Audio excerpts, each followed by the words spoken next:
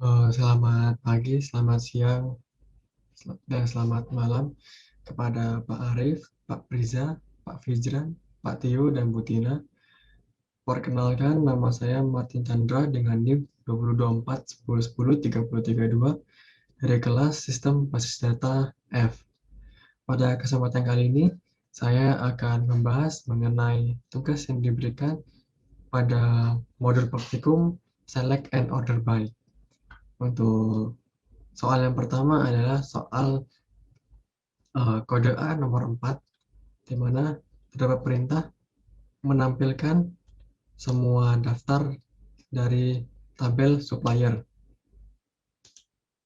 Untuk itu, saya membuat perintah seperti ini, dan ketika dijalankan, maka akan menampilkan semua isi dari tabel supplier. Sini saya menggunakan tabel select, lalu tanda bintang yang artinya all, lalu from, lalu diikuti dengan nama entity yang ingin kita lihat isi tabelnya. Lalu untuk soal kedua, yaitu soal kode A nomor 5 yang diberi perintah untuk menampilkan tabel customer. Untuk itu saya menggunakan perintah seperti ini. Sama seperti sebelumnya, saya menggunakan perintah select, terus tanda bintang sebagai all, lalu from nama entity-nya yaitu customer. Yang ketika kita jalankan, maka akan menampilkan semua tabel customer. Selanjutnya yaitu kode B nomor 3 yang menampilkan ID produk, nama produk, harga, serta stok dari tabel produk. Untuk itu saya menggunakan perintah seperti ini, di mana ada select, lalu ada ID produk yang pada tabelnya bernama produk ID, lalu ada nama produk yaitu product name, harga yaitu unit price, lalu stok yang dituliskan dalam tabel yaitu units in stock. Selanjutkan dengan from, lalu nama entity-nya products. Nah, ketika kita jalankan, maka akan menghasilkan tabel-tabel yang dikhususkan berikut ini. Ada ID produk, nama produk, lalu harga produknya, lalu ada stok produknya. Selanjutnya untuk soal kode B nomor 4, ditugaskan untuk menampilkan ID supplier, nama perusahaan, asal negara, serta kontak person dari tabel supplier. Sama seperti sebelumnya, saya menggunakan select, lalu supplier ID, company name, region, phone, lalu from, nama entity-nya yaitu suppliers. Ketika dijalankan, maka akan menampilkan ID supplier, lalu nama perusahaannya, lalu asal negaranya, lalu kontak personnya.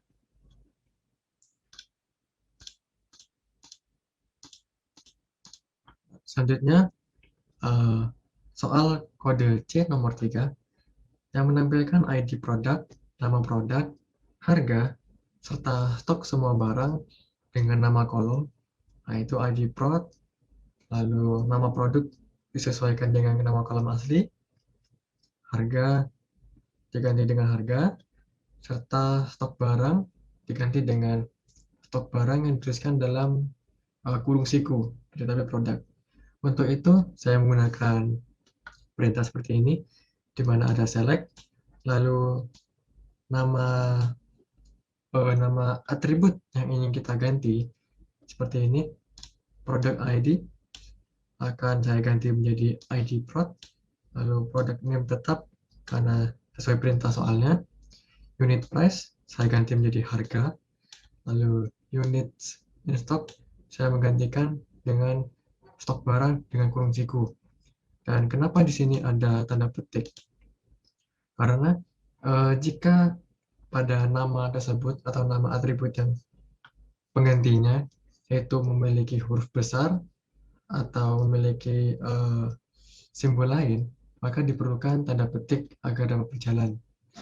Jika tidak, maka akan jadi error.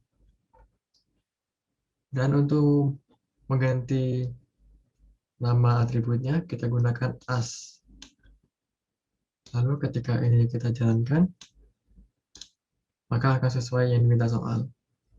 ID produk menjadi ID prod, lalu nama produk tetap, jadi product name, harga yang awalnya unit price jadi harga, lalu stok barang yang sesuai dengan soalnya.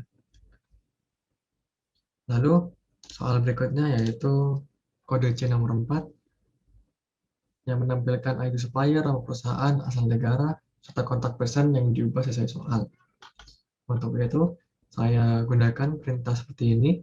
Ada select, lalu supplier ID-nya tetap, company name diganti dengan nama PRSH, lalu asal negara, region-nya tetap, lalu pun diganti menjadi kontak person dalam kurung siku. Ketika dijalankan, maka akan misalkan ini, supplier ID tetap, nama perusahaan diganti dengan nama PRSH, terus asal negara tetap, region, lalu kontak person diganti dengan kontak person dengan kurung siku. Lanjut ke soal berikutnya yaitu kode D nomor 4 menampilkan ID supplier, nama serta alamat supplier. Dan sekarang alamat supplier ini merupakan gabungan dari atribut address, city, dan country yang dipisahkan dengan koma. Untuk itu saya gunakan perintah seperti ini. Ada select, lalu ada supplier ID atau ID supplier, lalu ada nama kontaknya atau nama suppliernya, lalu ada address yang dipisahkan dengan koma dengan city, lalu ini dipisahkan lagi dengan koma dengan region. Yang ketiga atribut ini kita gabungkan menjadi sebuah atribut baru, yaitu yang bernama alamat supplier. Dan ketika kita jalankan, maka akan sesuai dengan perintah soal. Ada ID supplier, ada nama supplier, dan ada alamat supplier yang sudah digabungkan. Di sini ada address, ada city-nya, lalu ada region-nya atau negaranya. Selanjutnya, soal kode D nomor 5, sama seperti sebelumnya.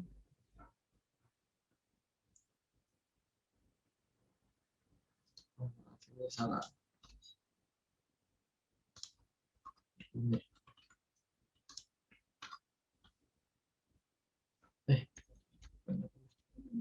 Nah, untuk yang sekarang diisi nama lengkap dan ada alamat lengkap. Yang nama lengkap terdiri atas title dipisahkan dengan spasi, lalu first name dipisahkan dengan spasi, lalu last name. Yang digabungkan dalam atribut baru yaitu nama lengkap. Lalu alamat lengkap sama seperti sebelumnya, ada address, city, country yang dipisahkan dengan koma. Dan ketika kita jalankan, maka akan sesuai perintah. Di sini ada title-nya, title, lalu ada first name, lalu last name. Dan alamatnya sesuai dengan perintahnya. Ada address, lalu koma, city, koma, negaranya. Selanjutnya untuk soal kode E nomor 4, yaitu memodifikasi kode E dengan mengubah nomor tanggal menjadi bulannya angka, harinya angka, dan tahunnya angka 4 digit. Saya menggunakan seperti ini, di mana ini saya ubah menjadi angka yang ketika dijalankan akan menjadi angka 30/4/2021, yaitu tanggal sekarang. Lalu untuk soal E5, yaitu memodifikasi harinya dengan nama atau teks, lalu tahunnya dengan angka 2 digit. Saya menggunakan perintah seperti ini, di mana yang awalnya tadi DD dengan D supaya menjadi teks. Dan ketika kita jalankan, akan menjadi ini. Sekarang hari Jumat, bulan 4, tahun 2021. Selanjutnya, soal kode F nomor 4, yaitu menampilkan ID pegawai, tanggal lahir, dan tanggal mulai kerja, serta usia saat masuk perusahaan. Saya menggunakan perintah seperti ini untuk menampilkan usia saat masuk perusahaan. Saya menggunakan extract year from age, lalu dalam kurung hire date and birth date. Untuk lebih simpelnya, sebenarnya kita dapat menggunakan perintah ini saja, age, hire date, birth date. Akan tetapi saya menambahkan dengan extract dalam kurung year from agar saya hanya mengambil tahunnya saja, tidak sampai sedetail mungkin. Dan ketika kita jalankan, saya masukkan ini. Jika ini kita hitung manual, maka akan terbukti benar bahwa usianya saat masuk perusahaan adalah ini.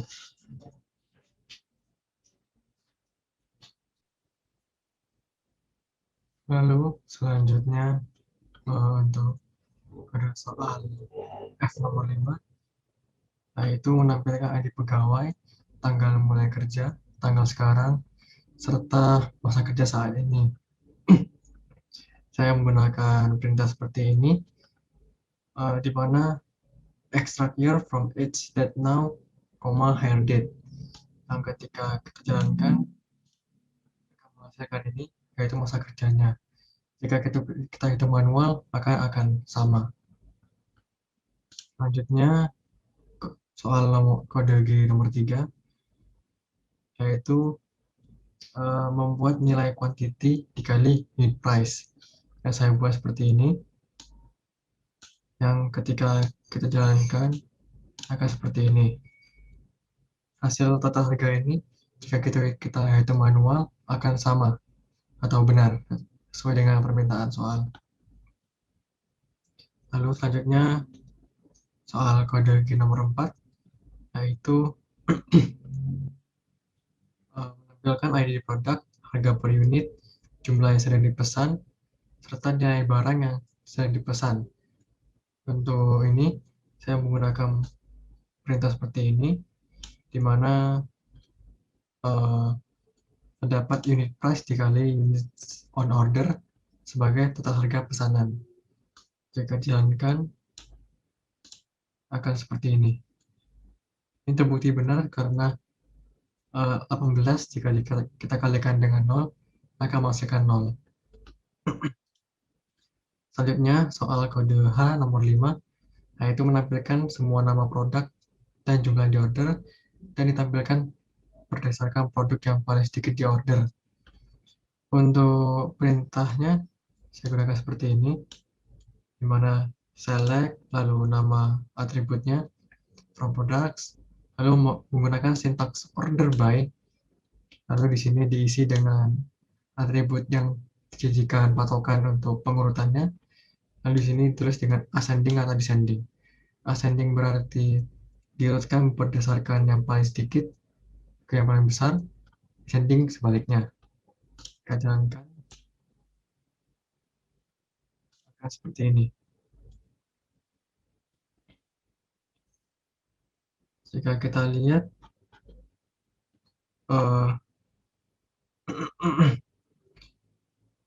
data ini sudah diurutkan berdasarkan jumlah produk yang paling sedikit di order, dari 0 hingga paling besar yaitu 100. Lalu soal berikutnya adalah soal kode H nomor 6, di mana untuk soal ini diurutkan berdasarkan huruf nama belakang paling besar. Seperti biasa perintahnya yaitu select, lalu atributnya